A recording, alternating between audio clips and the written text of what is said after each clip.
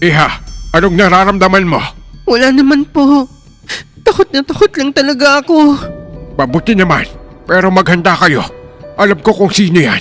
Babalik siya. At hindi lang siya mag-isa sa pagbalik niya.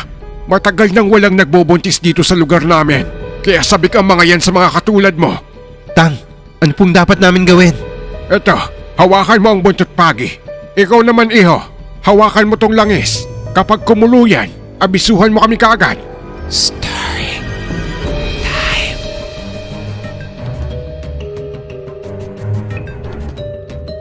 Ako si Dexter at gusto ko lang ibahagi ang karanasan naming apat. Apat kasi kami nagpunta sa Indang Cavite. Ako, ang kababata kong si Enad, ang girlfriend niyang si Mikay, at ang girlfriend ko na si Alicia. Maayos naman ang biyahe namin sa motor. Gabi na kami nakarating kaya nagpasya kaming matulog na muna. Nakituloy kami nito sa bahay ng lola ni Mikay. Kinabukasan, naalipungatan ako sa usapan ni na Enad at ng lola ni Mikay. Nay, may aswang po ba rito sa lugar nyo? Dito sa Indang Cavite? Buntis po kasi yung apo niyong si Mikay. Meron, pero hindi naman sila nananakit ng tao. Madalas mga patay na alagang manok lang ang nawawala. Saka hindi rito. Sa kabilang baryo nangyayari yon. Nang marinig ko to, kinilabutan ako. Pero pinilit kong wag seryosohin kasi wala pa naman ako nakikita at nararanasan na ganon. Hanggang tanghali ng araw na to, nagpasya kaming apat na mamili ng ulam sa bayan. Medyo malayo to sa bahay ng lola ni Mikay. Habang nasa biyahe kami, may nakita kaming matandang babae na mabagal na tumatawid. Kaya huminto muna kami at tinabi ang motor. Nay, tulungan ko na po kayo. Salamat iho. Mag-iingat kayo. Lalo na't buntis pa naman yung kasama nyo. Nagkatinginan kaming apat nito dahil ilang buwan pa lang ang tiyan ni Mikay at hindi pa halata to. Bakit alam na ng matanda na buntis siya? Matapos to, nagmadali na lang kami sa pamimili at agad na bumalik sa bahay ng lola ni Mikay. Pagka-uwi namin, ikinuwento kaagad namin to sa lola niya. Saan kayo namili? At bakit tumulong pa kayo sa mga hindi nyo kilala? Mag-iingat kayo sa mga taga rito, lalo na't sa ibang bayan. Pasensya na pula, hindi naman namin alam eh. Hindi na po mauulit. Kinagabihan ng araw na to, nag-inuman kami ni Enad. 2 bote na ng gin ang nauubos namin. Kaya nagpasya kaming bumili pa ulit. Pero nang paalis na kami, bigla kaming nakarinig ng malakas na sigaw. Kaya tumakbo kami kaagad papunta sa kwarto. Pagdating namin dito, nakita namin sina Alicia at Mikay na umiiyak at takot na takot. Bakit? Ano nangyari? Yung matanda, yung tinulungan natin kanina. Ang haba ng kuko niya. Tapos pulang-pula yung mga mata niya. Nakakatakot yung itsura. Nang marinig to ng lola niya, nagsabi to kagad ng, Teka, tatawagin ko ang kapitbahay naming albularyo. lumabas kami kagad ni Enad nito para tignan kung nasa paligid pa yung matanda na tinutukoy nila. Pero ang nakita na lang namin nito ay isang napakalaking ibon na kulay itim at pumapagaspas na to palayo sa amin. Ilang saglit pa, dumating ang albularyo sa bahay at kinausap nito si Mikay. Iha, anong nararamdaman mo? Wala naman po. Takot na takot lang talaga ako. Mabuti naman, pero maghanda kayo. Alam ko kung sino yan. Babalik siya. At hindi lang siya mag-isa sa pagbalik niya. Matagal nang walang nagbubuntis dito sa lugar namin. Kaya sabik ang mga yan sa mga katulad mo. Tang, ano pong dapat namin gawin? Eto, hawakan mo ang buntot pagi. Ikaw naman iho, hawakan mo tong langis. Kapag kumulo yan, abisuhan mo kami kaagad. Ilang minuto pa lang ang nakakalipas, may narinig kaming yapak sa bubungan. Kasabay nito, ang pagkulo ng langis na hawak ni Enad. Hindi kayo makakapasok dito! At hindi ko hahayaang makuha niyo ang 2 babaeng to! Lumayas kayo rito! Hanggang isang napakalaking aso ang biglang tumalon sa pintuan. Agad ko tong sinugod gamit ang buntot pagi. Hinampas ko to ng buong lakas. Napaurong siya. Nang makabuelo to, muli itong sumugod sa amin. Pero bago pa man to makalapit, naunahan na siya ni Tatang at may tinusok siyang punyal sa dibdib ng nilalang na to. Humina to at napahiga sa lupa. Nang makita ko ang sitwasyon niya, hindi na ako nagsayang ng oras pa. Paulit-ulit ko tong hinampas ng buntot pagi. Kung hindi kayo aalis rito, tutuluyan namin tong kalahi nyo! Hanggang unti-unting tumahimik ang paligid at isang dambuhalang ibon ang lumapit sa amin. Napaatras naman kami nito. Ang ginawa nito, dinampot niya ang dambuhalang asong nakaratay sa lupa at lumipad to papunta sa madilim na gubat. Matapos to, hindi kami makapaniwala sa nasaksihan namin. Kaya pagsikat ng araw, kahit wala pa kaming tulog nito, agad na kami nagdesisyong umuwi pabalik ng Maynila dahil sa takot na maulit pa yon at may mangyari pang hindi maganda sa dinadala ni Mikay. Nakauwi naman kami ng ligtas at nagpapasalamat kami sa lola ni Mikay at higit sa lahat kay tatang ng isang albularyo dahil sa pagprotekta niya sa amin ng gabing yon. Ang pagbisita naming apat sa Indang Cavite ay naging bangungot na karanasan namin na habang buhay naming babaunin at hindi malilimutan.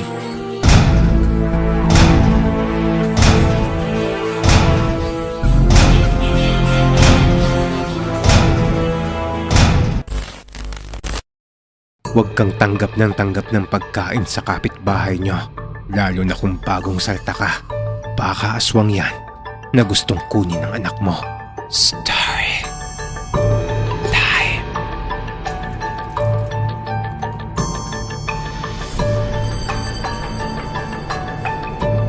Ako si JB.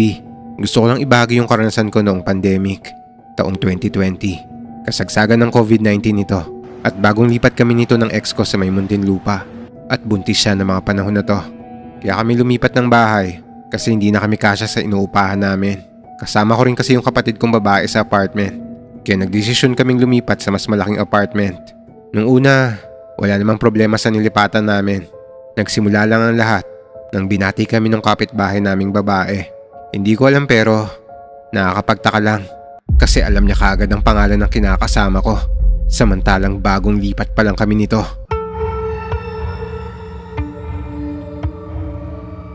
Itong kinakasama kong si Iza, hindi nagsasabi sa akin na binibigyan pala siya ng ulam ng kapitbahay naming babae. Nalaman ko lang to dahil sinabi sa akin ng kapatid ko. Hanggang isang madaling araw, tulog na ako nito. Samantalang si Iza, nagpunta ng CR. Maya-maya, nagulat ako kasi ginising ako ni Iza. Habang iyak siya ng iyak. Yung iyak niya, akala mo namatayan. Tinanong ko siya nito kung anong nangyari. Sabi niya sa akin, may tumatawag daw sa pangalan niya. Isa. Parang boses daw ng matanda, pero napakalalim daw nito. Parang galing daw sa hukay. Ako naman, sa sobrang pagkabigla ako, di ako nag-react agad. Nakatingin lang ako sa kanya nito dahil gulat din ako sa nangyari sa kanya at kung ano ba talaga yung narinig niya. Pero hindi naman nagkakaganito si Iza dati. Dito lang talaga sa bagong nilipatan namin. Aminin ko, sobra rin ako natakot ng gabing to. Kaya ginising ko na yung kapatid kong babae para tanungin siya kung tinawag niya ba ang pangalan ng ate niya. Sabi niya, hindi raw at natutulog na raw siya. Kaya binaliwala na lang muna namin to dahil baka kung ano lang yung naririnig ni Iza.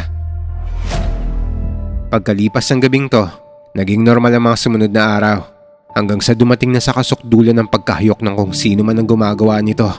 Nang gabing to kasi, sa taas kami matutulog dahil malakas ang ulan at nagkakatubig dito sa baba namin. Habang natutulog kami, mga 2:30 AM na nito at nalipungatan ako dahil may parang nagkukutkot ng bubong namin.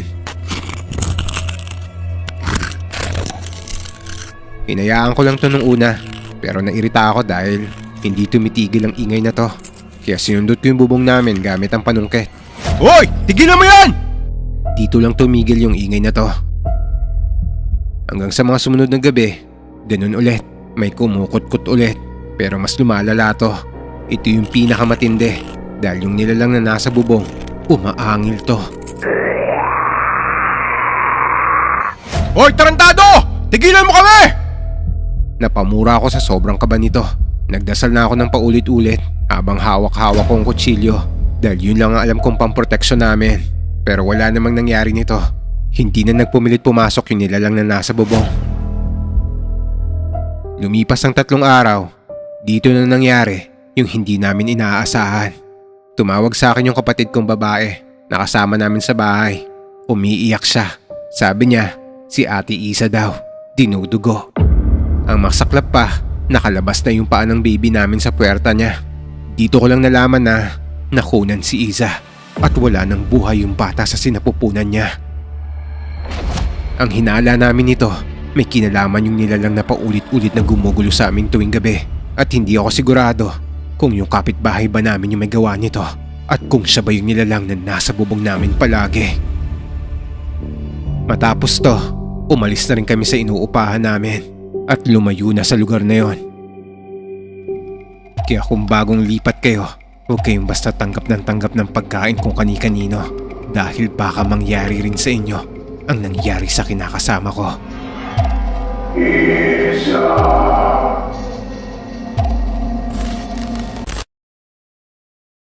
Huwag kang overtime sa trabaho. Baka may kaluluwang magpakita sa'yo. Story time.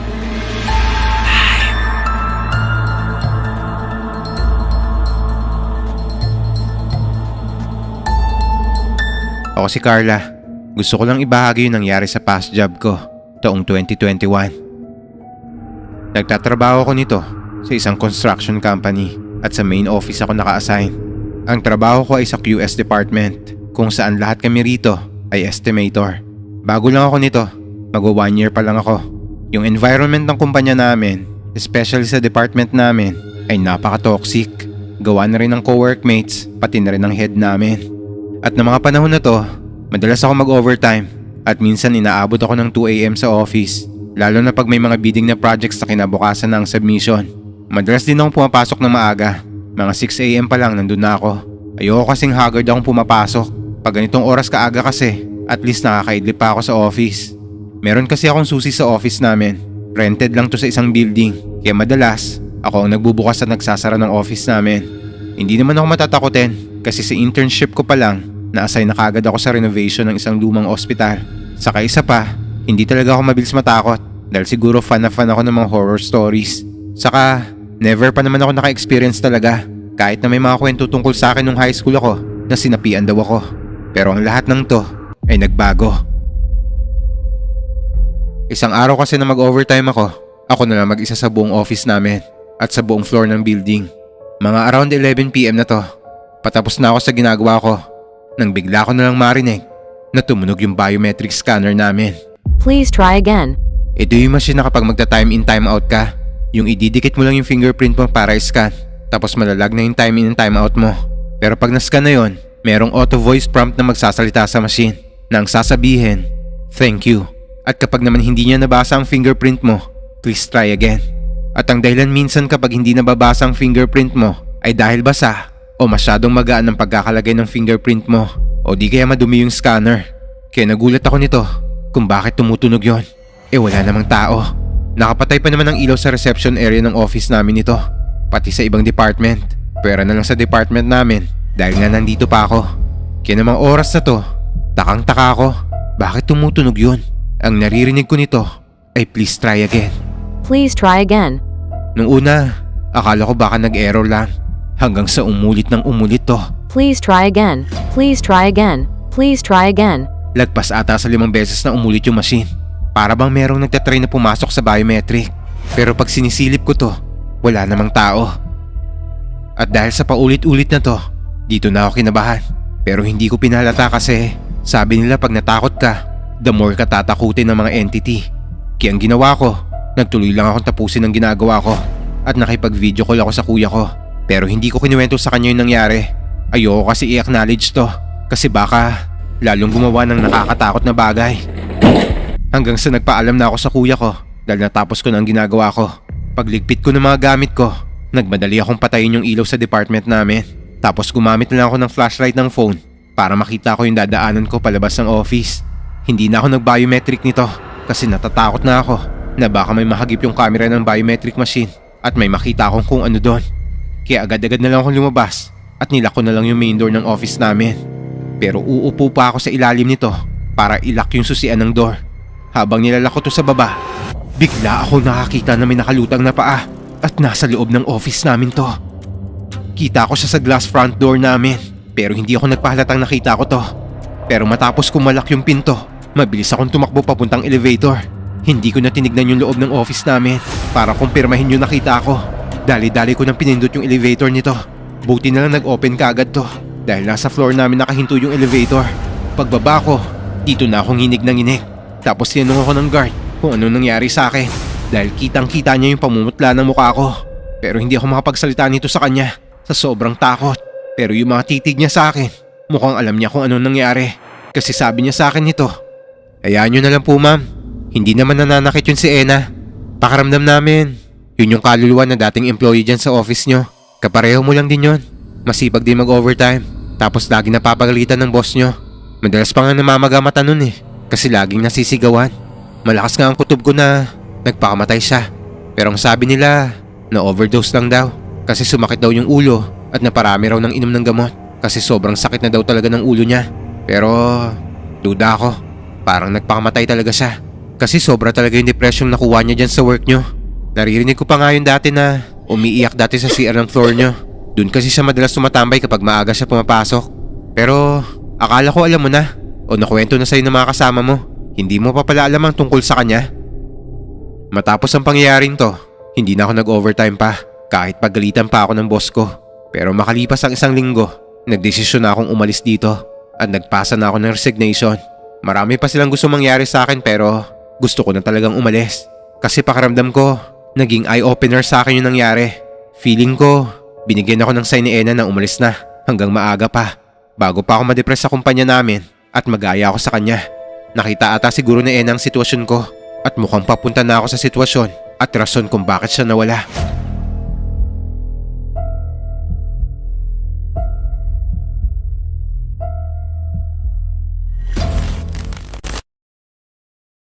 Mag-ingat ka sa nagkakagusto sa'yo. Baka kapre na yan at may gawin silang hindi maganda sa boyfriend mo. Story time. Ako si Cathy at nangyari sa akin to noong 2011 sa 13 Martinez, Cavite sa isang mabukid na lugar. Kakadibo ko lang nito, 18th birthday ko. Nasa kasagsagan ako ng pagsayaw ng 18th roses ko at habang sumasayaw kami ay tumitingin ako sa paligid. Hanggang napansin ko ang isang malaking kamay na nakapatong sa lamesa ng mga pagkain. Tinitigan ko kung kaninong kamay yon. Pero wala akong nakitang tao na nandun. Akala ko nga nito, baka dahil lang sa pagod. Kaya baka guni-guni ko lang ang nakikita ko. Pero kinabukasan pagising ko, masakit ang likod ko. Pero ang mas nakakakilabot, napanaginipan ko yung kamay na nakita ko kagabi. Sa panaginip ko, inakbayan ako ng malaking kamay na to. Nakatingin lang ako sa malaking kamay niya na nakapatong sa balikat ko. Pero hindi lang isang beses na nangyari ito. Ilang araw akong paulit-ulit na nananaginip. Pare-pareho na ganito ang senaryo. Makalipas ang ilang linggo, yung matagal ng lalaking nanliligaw sa akin, sinagot ko na siya noong May 12, 2011. Thursday yon. Siyempre, nag-hangout kami. Tapos hinatid niya ako pa uwi. Sa city pa kasi nakatira ang pamilya niya. At sa school kami unang nagkakilala. Pagka-uwi ko ng bahay, nakatulog kaagad ako. Pero nanaginip na naman ako at mas malala to. Sa panaginip ko, may malaki at mabigat na kamay na humahampas sa likod ng boyfriend ko. Hindi ko makita yung itsura ng humahampas. Basta ang nakikita ko lang ay isang malaking itim na kamay. Hanggang pagkagising ko kinabukasan, nagulat na lang ako sa nalaman ko na bangka yung sinasakyan ng boyfriend ko. Friday the 13th, May 2011. Siya lang ang namatay sa aksidenteng yon.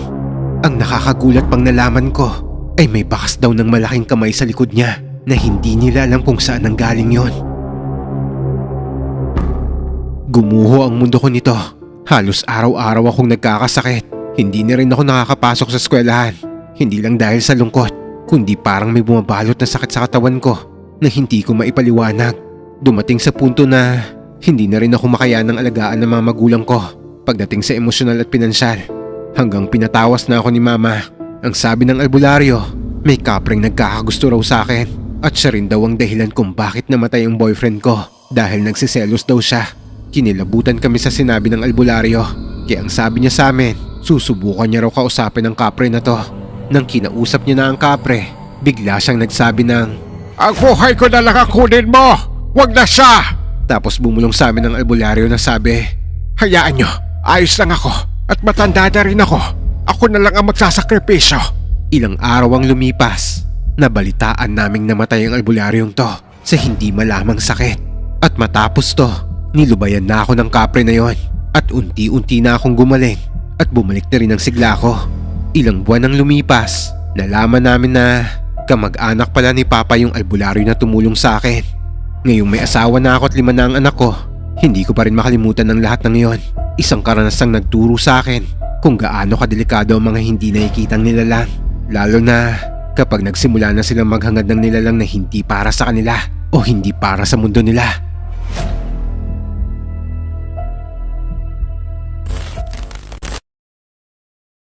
Mag-ingat ka sa makakaaway mo. Baka may alam sa kulam o parang yan. Story time.